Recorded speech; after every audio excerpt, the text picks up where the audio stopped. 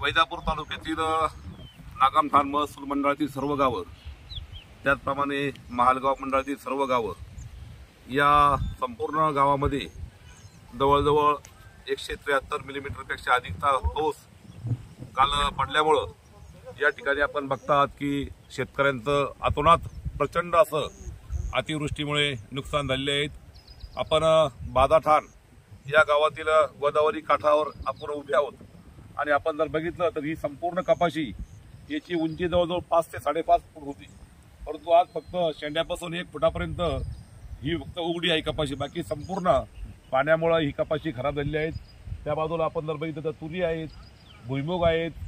मकाचे पिकं आहेत, सोयाबीन आहेत, ऊस आहेत, यासह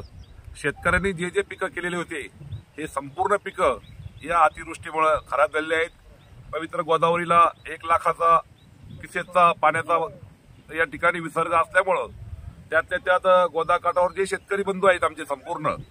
या सगळ्या शेतकऱ्यांचं जास्तीचं नुकसान या ठिकाणी झालेलं आहे आणि म्हणून शासनाकडे आम्ही सर्व शेतकऱ्यांच्या वतीनं या ठिकाणी या शेतकऱ्यांना अतिवृष्टीची जास्तीत जास्त मदत मिळावी यासाठी निश्चितपणे प्रयत्न करून शेतकऱ्यांना आम्ही या ठिकाणी न्याय मिळवून देऊ, एवढंच या ठिकाणी मी सांगतो।